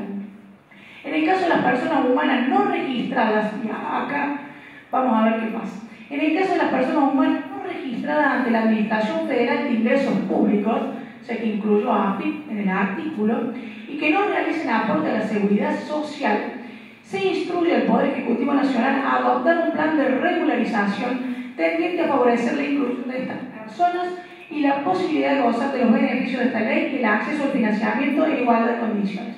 Señores, inscríbanse y hagan aportes, porque la idea de todo es, de todas las leyes que están sacando, es que ustedes estén regularizados, inscritos y se tiende la bancarización de todo. Incluso AFIP acaba de sacar hoy una nueva circular donde van a poder blanquear la clave fiscal por home banking. Así que no van a ir más a hacer el trámite. Vieron que ponen la clave fiscal, no se acuerdan poner la clave fiscal, no se acuerdan poner la clave fiscal, se les bloqueó, la van a poder blanquear por home banking. A mí me pasa eso también, porque a veces no me acuerdo qué número le puse, porque la voy a cambiar, porque tengo muchas claves. Bueno, eso es nuevito que acaba de salir. Bueno, instituciones de capital emprendedor e inversores en capital emprendedor. A los efectos de esta ley, que lo que hace es definir. A los efectos de esta ley se entenderá por instituciones de capital emprendedor a la persona jurídica, pública, mixta o privada, o al fondo o fideicomiso. Y acá me entra el fideicomiso, y el fideicomiso es un contrato civil que tiene muchas cláusulas y que hoy se utiliza mucho y que se ha utilizado a veces para de la ley de sociedades. Se hace un fideicomiso, tiene 150.000 artículos, y cuando yo se los pregunto a mis alumnos, confunden entre fideicomisario, fideicomitente, beneficiario, etc. Algún día hablan de fideicomiso. Ahora no tenemos tiempo. Que hubiese sido constituido en el país tenga como único objeto aportar recursos propios o de terceros a un conjunto de emprendimientos según se define la reglamentación. Por eso es que la reglamentación todavía no está. ¿Y qué es lo que quiso decir? Bueno, no sé. ¿Qué sé yo? Institución de capital emprendedor, que es una nueva figura, que puede ser jurídica o que puede ser un fideicomiso público-privado, y que lo que quiere hacer es aportar recursos a un conjunto de emprendimientos para que, para que lo defina la reglamentación, no sé. Eso es una de las definiciones que vamos a ver después en la práctica, qué se refiere con esto. Es lo que nos da la ley.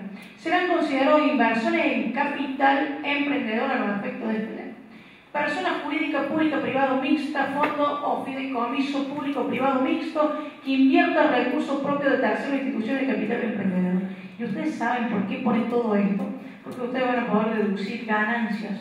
Cuando pongan patrimonio o capital emprendedor en un nuevo emprendimiento, entonces le da la posibilidad a personas jurídicas, públicas, privadas, mixtas, de que lo que pongan para incentivar nuevos emprendimientos se pueda deducir de ganancia. A eso tiende esto, a la deducción de ganancia.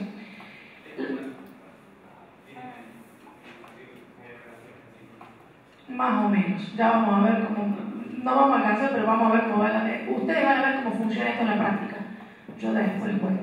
La persona humana que realice aportes propios a instituciones de capital emprendedor. Yo, pagar ganancias, voy a aportar a un emprendimiento. Sí, voy a tener que pagar lo mismo, pero voy a poder deducir. Lo que están queriendo hacer es tratar de que puedan llevarse a cabo nuevos emprendimientos. La persona humana que en forma directa realiza aportes propios a emprendimientos, o sea que puede aportar una persona jurídica pública, mixta, privada, etc. Un fondo puede aportar un fideicomiso y puede aportar una persona humana. Para nosotros la persona física, en la nueva ley ahora se llama persona humana. Bueno, son lo mismo, pero el código ahora cambió la terminología. Sí. Y pero que, viste que no los llama más accionistas, ahora son como inversores. Van a ser, vamos a ver, todavía no lo define como accionista, simplemente dice que yo puedo aportar a tu emprendimiento. Para mí, si yo aporto, en mi ley sos un socio, pero acá no dice nada de que yo sea socio ni que participe de las ganancias. Y yo calculo que todas las personas jurídicas van a poder ser un sponsor. No lo sabemos todavía de qué forma, la reglamentación te lo va a decir. Vamos a ver, bueno, después aparece el registro de instituciones de capital emprendedor, o sea que va a haber un registro donde se van a inscribir, o sea que hay un montón de organismos que constituyen. Uno de ellos es el registro de capital emprendedor. Yo no les leo todo el artículo porque si no, no vamos a terminar más. Tratamiento impositivo, que esta es la parte que seguramente les va a interesar. Beneficios. Los aportes de inversión en capital realizados por inversores en capital emprendedor podrán ser deducidos de la determinación del impuesto a las ganancias, bajo las condiciones y en los porcentajes que establezca la reglamentación, los cuales no podrán exceder del 75% de tales aportes y hasta el límite del 10% de la ganancia neta sujeta a impuestos del ejercicio o subproporcional a los meses del inicio de actividades, pudiendo ser deducido el excedente en los 5 ejercicios fiscales inmediatos siguientes. Y sigue el artículo, voy a hablar con mis amigos contadores para que me digan cómo van a aplicar esto. A ver cómo se va a llevar a la práctica, creo que ellos entienden. Por ahora sepan que se puede deducir de ganancia en un porcentaje y que dice según establezca la reglamentación. Cuando salga la reglamentación veremos cuánto dice la reglamentación. Pero ¿hay algún antecedente de cuándo sale la reglamentación? No, yo pregunté hoy, no estaba todavía y la gente de los juzgados de sociedades todavía no tienen nada y se habla de charlas de esto por la gente que creó la ley recién para mayo. Para el mes que viene, o sea que todavía saldrá la reglamentación en breve, pero no sabemos cuándo. Aparece otro organismo que se llama Fondo Fiduciario para el Desarrollo de Capital Emprendedor, que se va a crear, que acá aparece todo el artículo de creación, o sea que hay varios organismos que hay que crear antes de poder ponerlo en práctica. Y después me aparece un sistema de financiamiento colectivo también, donde me dice cómo la van a financiar, cuál es el objeto de la actividad de la autoridad de aplicación. Esto es todo para los órganos que van a crear. Y luego en el título tercero me aparece un capítulo que es la caracterización y un título que dice Sociedad por Acciones Simplificadas. O sea que me habla de los organismos que vamos a crear, de los emprendedores, del capital inversor, y luego me habla de la sociedad por acciones simplificadas. Voy rápido para poder terminar con esto y me la define. Dice artículo 33, créese la sociedad por acciones simplificadas identificada en adelante como SAS, como un nuevo tipo societario, con el alcance y las características previstas en esta ley, y supletoriamente le serán de aplicación las disposiciones de la Ley General de Sociedades 19.550. Lo único que no sé cómo van a hacer es con esto que dice que no tiene fines de lucro. Artículo 34. Constitución y responsabilidad. La sociedad anónima simplificada podrá ser constituida por una o varias personas humanas o jurídicas que limitan su responsabilidad a la integración de las acciones que suscriban. O sea, el capital se divide en acciones como la SA, pero la responsabilidad es como la sociedad de responsabilidad limitada. Se limita al capital o a las acciones que suscriban. Tiene las características, una mezcla entre la SA y el RT. Esto se va y viene. Sin perjuicio de la garantía a la que se refiere el artículo 43, que es la garantía de los aportes, y dice la sociedad anónima unipersonal no puede constituir ni participar en otra sociedad anónima unipersonal. Entre ellas no puede participar. Lo que sí queda claro es que tiene responsabilidad limitada, y eso es muy importante. acuérdense lo que dijimos de la limitación de la responsabilidad, solo responden con los bienes de la sociedad sin pasar a los bienes de los socios. Solo que acá en ningún momento los denomina socios, pero supletoriamente se va a regir por la ley de sociedades donde dice que se llaman socios. Requisitos para la constitución, todo muy parecido a la SA y a la SRL. Puede ser constituida por instrumento público o privado, o sea, por un contrato hecho entre nosotros dos, con la firma certificada, y ya vamos a ver una cosita acá, o por escritura pública. Cuando digo instrumento público, por escribano. Dice en este último caso, la firma de los socios deberá ser certificada en forma judicial. Nosotros dos vamos a la ventanilla del juzgado, le pedimos a la secretaria que nos certifique la firma y no pagamos la certificación en el escribano.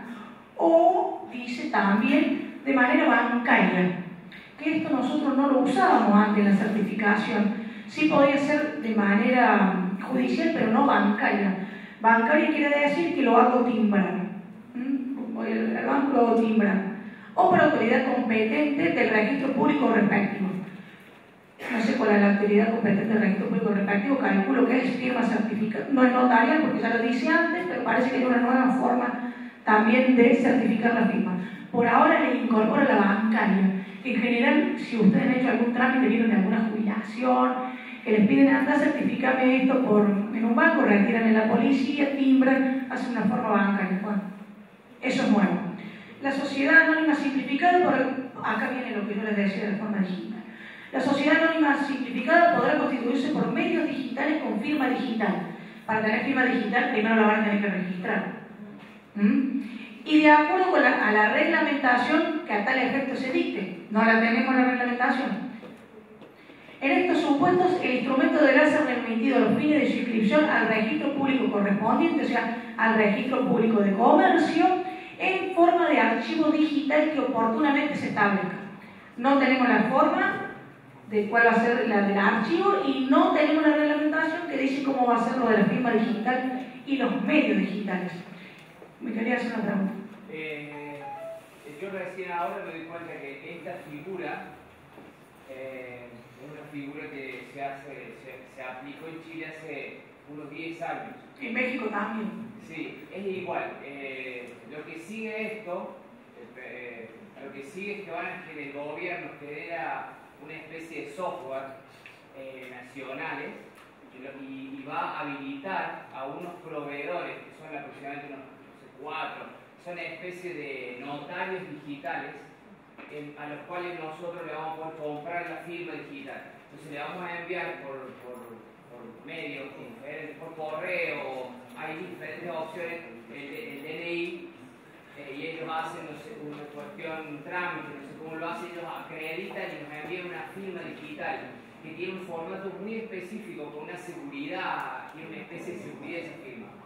Y con esa nosotros podemos operar. Yo en Chile tengo una empresa, por eso tengo firma digital y todo. Bien, yo lo tengo. Ahora me doy cuenta de que es exactamente igual. Esto es una copia, además se llama igual.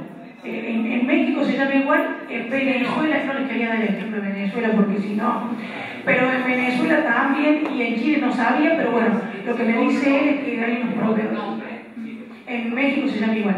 Hay unos proveedores que crean un software donde ustedes mandan el documento, le harán una firma digital, una especie de seguridad, un formato, que esto lo va a crear el Poder Ejecutivo. Por ahora no tenemos nada. Sí les puedo decir que si las buscan en internet a esta sociedad, pongan en Argentina, porque le va a salir en México, le va a salir en Chile, como les cuenta él, y le va a salir en Venezuela.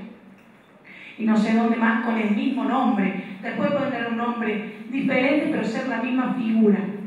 Por ahora el formato no lo tenemos, ya va a salir la reglamentación y seguramente va a adoptar ese tipo. Seguramente. El contenido del instrumento. Sí. Lo que decide la reglamentación, ¿quién tiene que sacar eso? Lo saca el Poder Ejecutivo, toda la reglamentación. En cuanto al contenido del instrumento, es el mismo contenido de ese artículo 11 que yo le dije que se llaman requisitos esenciales no tipificantes. Bueno, acá también son los del artículo 36 y pone nombre, edad, estado civil. Yo se lo resumo en datos personales. Todos los datos personales, la denominación, siempre con el aditamento Sociedad por Acciones Simplificadas o sus siglas SAS. Esto es igual a la ley 19.550. el domicilio y su sede. El instrumento constitutivo es donde va a tener el domicilio y después van a tener ustedes distintas sedes que las van a tener en los contratos constitutivos. La designación del objeto, que podrá ser plural. El objeto siempre tiene que estar perfectamente identificado, enunciado, aclarado, tiene que ser lícito, tiene que ser legal, y si van a poner algo ilegal, lo van a desplazar de manera legal. El plazo de duración, que deberá ser determinado máximo, señores, 99 años. ¿Quieren constituirlo por 99 años? Háganlo. El capital, miren, acá se denomina igual que la sociedad de la 19.550, y es como me decía, en definitiva lo que está haciendo es dando un aporte. Y sí, acá dice el capital social y el aporte de cada socio, y lo llama socio. Mientras que antes me lo llamaba inversor, de capital emprendedor, etc. Acá me lo llama socio. También. A nosotros acá no nos dice exactamente que sea de un solo socio. Dice uno o más. O sea, puedo tener uno, puedo tener más, y puedo tener personas jurídicas o personas humanas.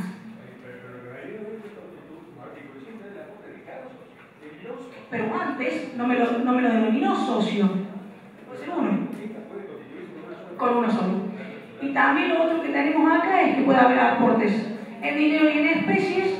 En dinero, acuérdense lo que les expliqué en la clase pasada, 25% en el acto de constitución, y es permanente en 2 años, y si es un bien registrable o un bien mueble, todo, o un bien en especie, todo en el mismo acto de constitución. Esto se suscribe y se integra de manera íntegra, y acuérdense que si aportan una casa no pueden llevar las ventanas hoy, la semana que viene la puerta de acá 2 años de integrar la casa. Todo en el mismo acto. Si es en dinero, el 25%, recuerden aclarar en el contrato que es el 25% lo que suscriben e integran en ese acto, porque si no lo ponen, van a tener que depositar en la cuenta del Banco Córdoba sucursal Tribunales el 100% de lo que ustedes iban a aportar. De lo que vos vas a aportar en efectivo. En efecto, si vos los 16.000 pesos lo aportas en efectivo, sí. Si aportás el celular, no. El celular, lo que vos quieras aportar. Pero como para decirle que el aporte puede ser un celular de última tecnología, después veremos la forma de evaluación. Pero si yo lo valgo según lo que sale del mercado, hay algunos que valen ese monto. Luego la administración, la reunión de socios y la fiscalización, que estos son los 3 órganos de las sociedades: órgano de gobierno, órgano de administración y órgano de fiscalización, igual a lo que hablamos antes. La regla para distribuir utilidades y soportar las pérdidas, idénticas a lo que habíamos hablado antes, esto de acuerdo al tipo social a veces o a lo que establecemos según los socios. Acá cada uno lo va a establecer. Los derechos y obligaciones de los socios entre sí, cuándo se pueden ir, cuándo no, cuándo pueden comprar la parte del otro. Las cláusulas adminentes a su funcionamiento y solución de liquidación, o sea, todo lo relativo a la muerte de la sociedad.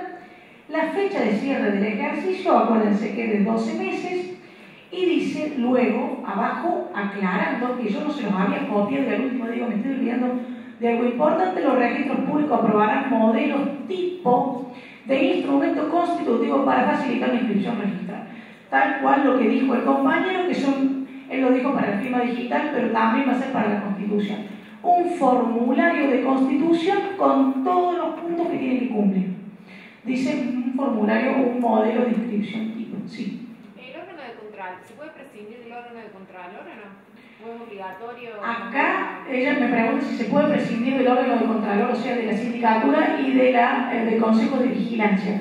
Acá nos dice que se puede prescindir. Seguramente lo que vas a poder hacer es optar entre la sindicatura y el consejo de vigilancia, pero no vas a prescindir. ¿Los mencionan? Sí, los mencionan. ¿Alguien habla? Era eso. No van a prescindir de los órganos. No. Olvídense. Publicidad de la sociedad. Dice: la sociedad deberá publicarse igual que las otras sociedades por un día en el diario de publicaciones legales correspondiente a su lugar de constitución. Y ahí le da todos los elementos que tiene lo que ustedes van a publicar. El edicto. Esto quiere decir que va a pasar por tribunales. Habrá un formato que después habrá que llevarlo a tribunales, y tribunales me ordenara la publicación por un día en el boletín oficial y en algunos juzgados también me piden el diario de mayor circulación, o sea, la voz del interior. Algunos me piden también la voz del interior y algún otro diario. Por ahora vemos que van a publicar. Inscripción registral, dice la documentación correspondiente deberá presentarse ante el registro público, quien previo cumplimiento de las normas legales y reglamentarias de aplicación procederá a su inscripción. Y acá está lo que ustedes querían saber: la inscripción será realizada dentro del plazo de 24 horas contado desde el día hábil siguiente al de la presentación de la documentación pertinente, siempre que el solicitante utilice el modelo tipo de instrumento constitutivo aprobado por el registro. O sea, el día hábil siguiente, si ustedes presentaron el instrumento constitutivo del modelo tipo. Ahora, ¿qué pasa? Si yo lo presenté y me lo observaron, porque hay alguna cosa que no la cumplí, será del momento en que cumplo con todo el día hábil siguiente, 24 horas para la inscripción. Che, ¿y dónde ponemos la publicación del edicto acá? Porque yo lo voy a publicar por un día. Y yo lo voy a publicar por un día y a 20, o sea, mando la inscripción y que la vamos a escribir antes de que publique el edicto. No se sabe. Tengo un edicto publicado por un día. Y hasta que yo hago ese trámite, yo me voy a hacer la publicación, lo llevo hoy y me dice, mira, el boletín oficial está demorando 2 o 3 días en que salga la publicación, con lo cual me va a salir la semana que viene. ¿A dónde voy a llevar el edicto? ¿Dónde voy a acreditar que publique? Que ya la voy a tener inscrita para cuando publique. No sé, no lo sabemos. Dice, los registros públicos deberán dictar e implementar las normas reglamentarias para efecto. Esta norma que tiene que ver con esto la dicta el registro público, no el Poder Ejecutivo. Previéndose el uso de medios digitales con firma digital y establece un procedimiento de notificación electrónica y resolución de las observaciones. Bueno, todo esto no lo tenemos todavía. Acuérdense que la ley todavía dice que yo llevo los libros por medios mecánicos y que a veces a nosotros nos hacen explicar que tengo que pedir autorización para llevarlo por medios digitales. Directamente acá se va a tener firma digital, se va a mandar el conducto de manera digital. Es una revolución. ¿Se me murió? No, no se murió. Parece ser optativa. Otra. Sí, lo que pasa es que el digital es más rápido. Y sí, obvio que yo lo mando hoy y tengo un acuse de recibo y dice que después de que yo lo presente a eso, después de 24 horas va a estar inscrito.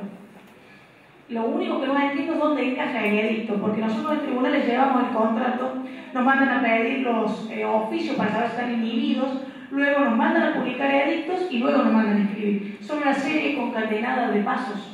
Entonces yo tengo el edicto antes de la inscripción. Acá tengo la inscripción y no sé dónde está el edicto.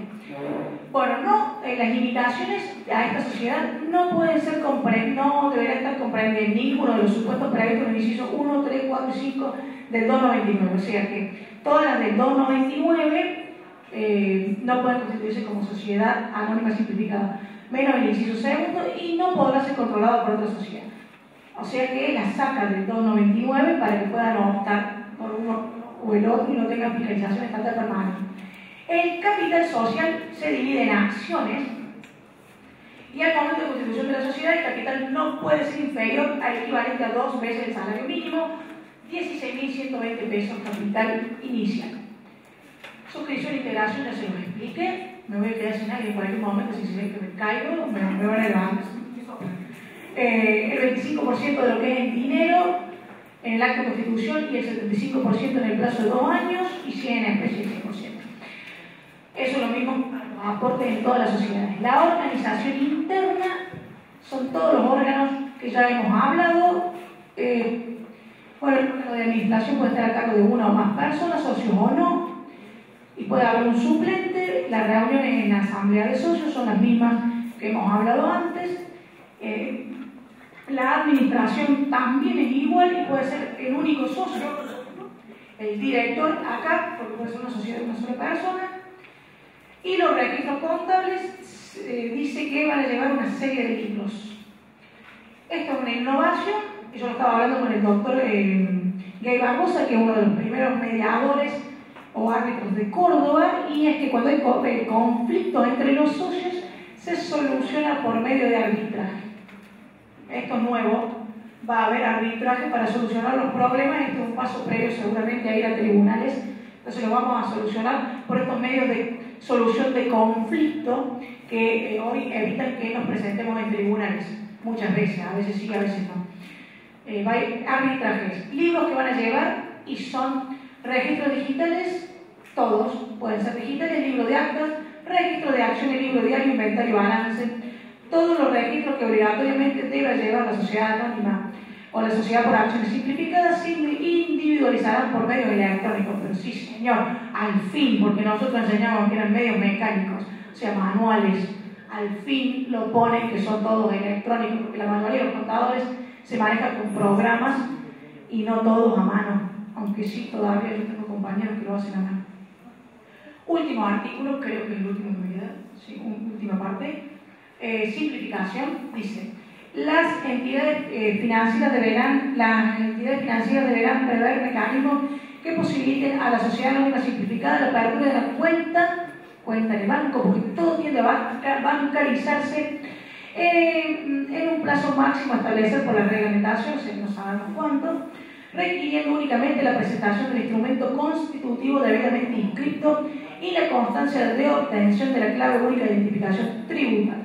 Así que van a tener todos cuenta bancaria para poder operar todo a través de banco, todo se tiende a digitalizar, todo a través de todo bancarizado, y quizás algún día lleguemos a la forma en que todos los impuestos nos descuenten directamente desde nuestra cuenta y no tengamos que ir al banco. Digo, yo no sé. Hay que sacar los impuestos. No, porque aquí el contador se me va a desmayar si yo le digo que ahora sacan los impuestos. La sociedad anónima inscrita en el registro público tendrá derecho a obtener clave única de identificación tributaria dentro de las 24 horas de presentado el trámite en la página web de la Administración Federal de Ingresos Públicos.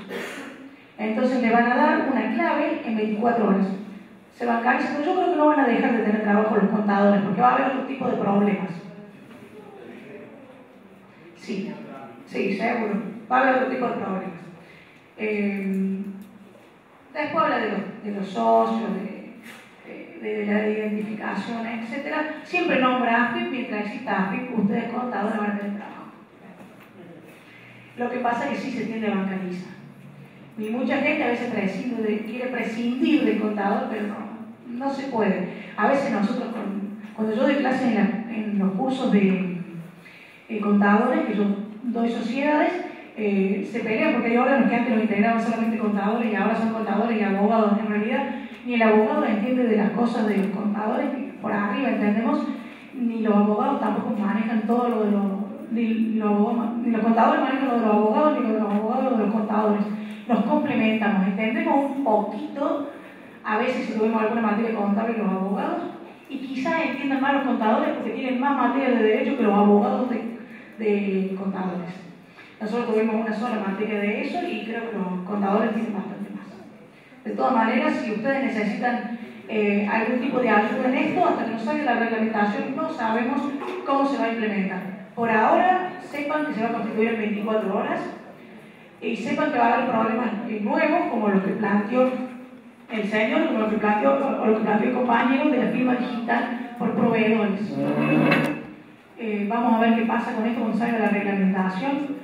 Si quieren después, y alguien me manda el correo, le mando la reglamentación cuando esté, y luego de que salga la reglamentación van a tener que crear todos estos organismos, con lo cual va a demorar un poquito, porque todos estos organismos necesitan primero crearse, después las personas que los van a integrar, después la reglamentación interna. Sé que esto va a demorar, no creo que esté funcionando el mes que viene ni este año. Sí, pero ahora vamos a necesitar todo esto que es mandar los contratos, no sé cómo lo van a hacer. Ya veremos. ¿Alguna pregunta?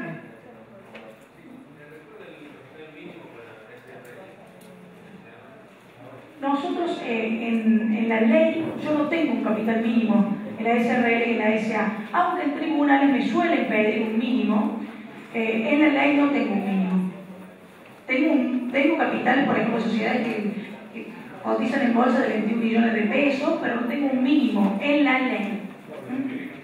No tengo mínimo en la ley y en el juzgado te pueden llegar a observar algo. Por ahora yo no tengo ningún mínimo. A veces te piden por lo menos unos 100.000 pesos. A mí en el juzgado, cuando he presentado una SA con 100.000 pesos no me han dicho nada, pero hablemos de 100.000 pesos para arriba. ¿Cómo?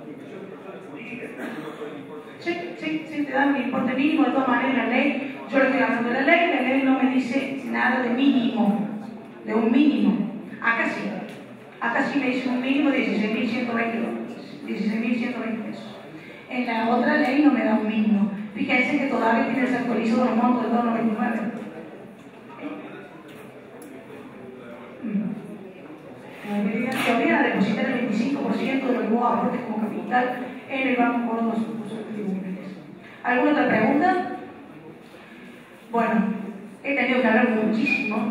Espero que esto pueda servir para ustedes, que puedan constituirse, que lo incluyamos en la ley de sociedad que tenga éxito, más que la sociedad anónima unipersonal.